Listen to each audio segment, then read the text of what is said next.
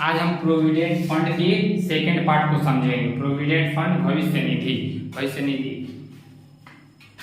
आइए समझते हैं। भविष्य निधि एक पार्ट तो खत्म हो गया था फर्स्ट लेक्चर में, अब सेकेंड लेक्चर में उसके दूसरे पार्ट को कवर करते हैं। भविष्य निधि प्रोविडेंट फंड।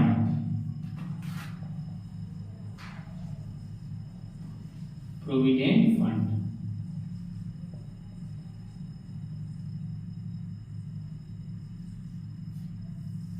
इसके फर्स्ट पार्ट को समझ लिया गया था। ईपीएफ को, एम्प्लॉय प्रोविडेंट फंड को समझ लिया गया था। अब समझेंगे पीपीएफ, पब्लिक प्रोविडेंट फंड होता क्या है। इसकी स्थापना 1968 में की गई थी। यह एक संस्था है जो भविष्य की निधियों को सुरक्षित रखती है। हमारे प्रोविडेंट फंड में हो, पर्सनल पब्लिक प्रोविडेंट फंड में होता क्या है, इसमें भी कई अलग अलग टॉपिक हैं। जो आइए समझते हैं बारी बारी से एक एक टॉपिक को। देखिए ईपीएफ एम्प्लॉय प्रोविडेंट फंड तो पहली बात वो कंपलसरी था। उसको वह कंपनी की पॉसिबिलिटी होती है कि वो अपने एम्प्लॉय का प्रोविडेंट फंड करवाए। अभी इसको पीपीएफ पब्लिक प्रोविडेंट फंड को समझते हैं। इसमें पहली बात तो पब्लिक प्रोविडेंट फंड ऑप्शनल होता है।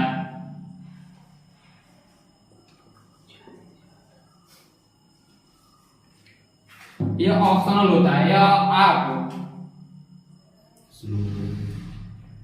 आप अपने मर्जी के हिसाब से खोल सकते हैं या नहीं भी खोल सकते हैं, या आपको ऑप्शन होता है। ऑप्शन भविष्य के लिए होता है।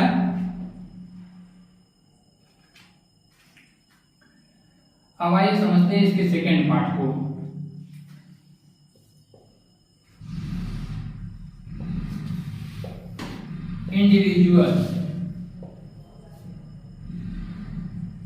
इंडिविजुअल होता क्या है, इनकम।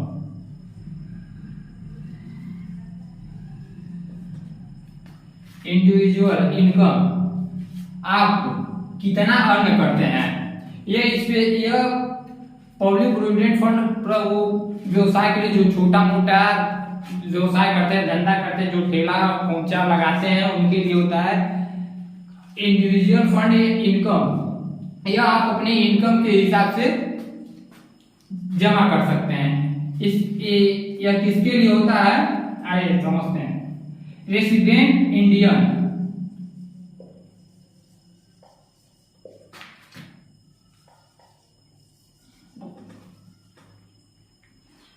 रेसिडेंट इंडियन जो यह मुख्यतः जो भारतीय उनके लिए होता है। यह न कि अदर फॉरेन लोगों के लिए नहीं होता है। यह पर्सनल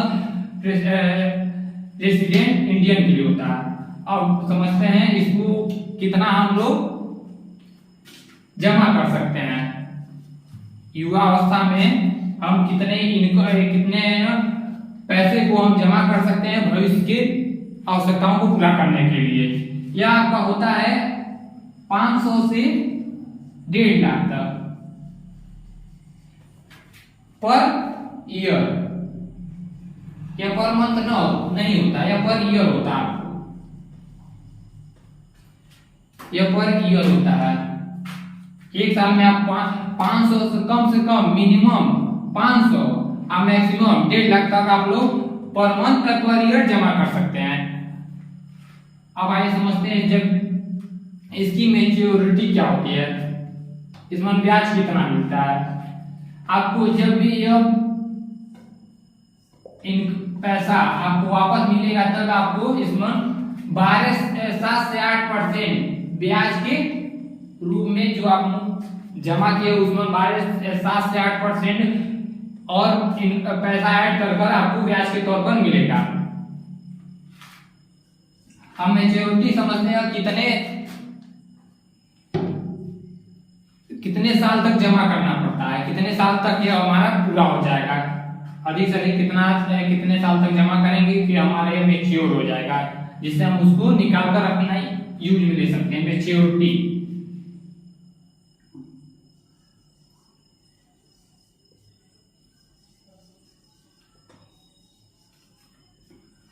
मैच्योरिटी है आपको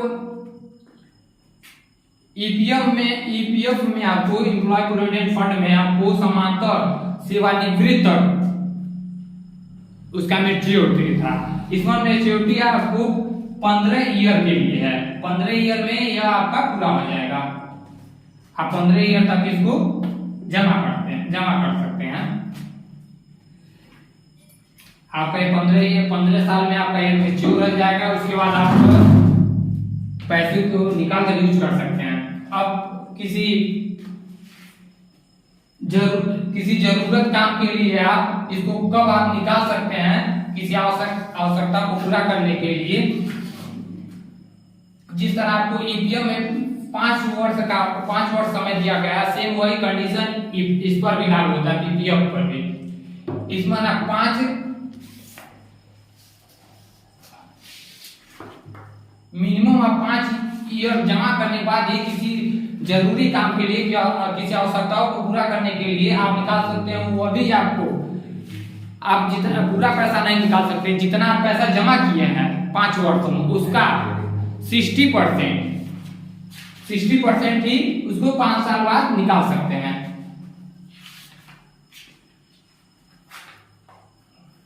आइए वो नेक्स्ट टॉपिक को समझते हैं क्या होता है। Debt possibility, liability.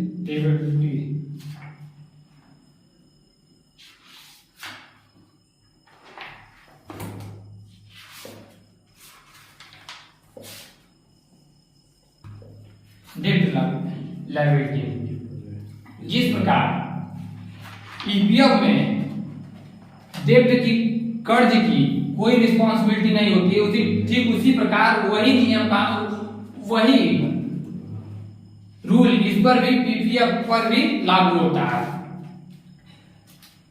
आप कहीं से आप कर्ज लिए हो, किसी बैंक से लिए हो, किसी पर्सनल व्यक्ति से लिए हो, इसकी रिस्पॉन्सिबिलिटी कोई नहीं होगी कि वो उस डेब्ट को कर्ज को पूरा करेगा।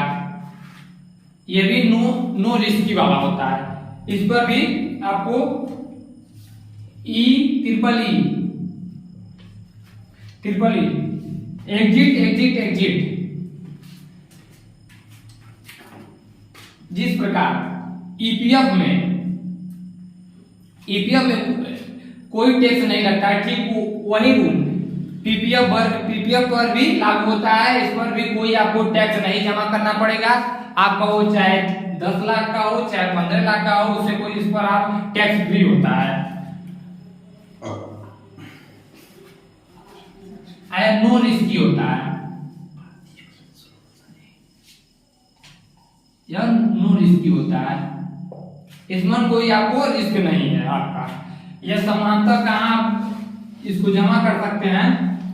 जिस प्रकार आपको उसमें ईपीएफओ था, एक मंत्रालय काम कर रहा था, इसमें आप समांतर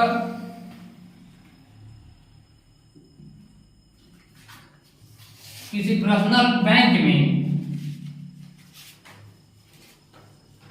या फिर पोस्ट ऑफिस में इसको आप खुलवा सकते हैं।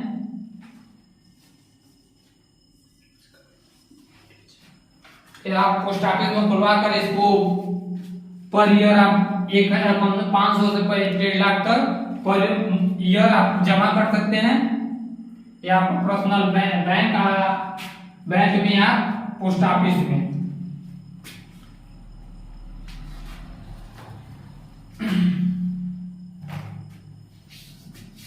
आप सारा समझ गए होंगे आप लोग। क्या इसमें ऑप्शनल या आपको कंपलसरी नहीं है, आपके ऊपर है, आप करवाते हैं नहीं करवाते हैं। इंडिविजुअल इनकम आपका कितना अर्न करते हैं उस हिसाब से आप अपना पर ईयर जमा कर सकते हैं। रेसिडेंट इंडियन भारतीय होना चाहिए।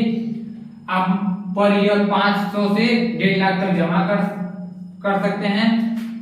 जब आप मैच्योर होकर मिलेगा, जब उसमें बैंक तरफ जहां जमा के वहां 7 से 8% एक्स्ट्रा ब्याज के तौर पर जोड़कर आपको दिया जाएगा। आप मैच्योर हो जाएगा 15 ईयर में। अब कंपल्सरी काम के लिए आप 5 ईयर में निकाल सकते, जैसे हॉस्पिटल के लिए, फिर शादी के लिए,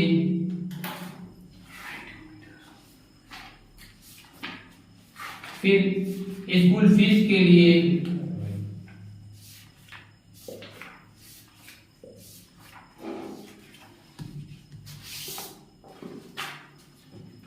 डेट लायबिलिटी समझ गए हैं, ट्रिपल ई समझ गए हैं, नो रिस्की होता है, बैंक का पोस्ट ऑफिस में इस खाते को आप खुलवा सकते हैं।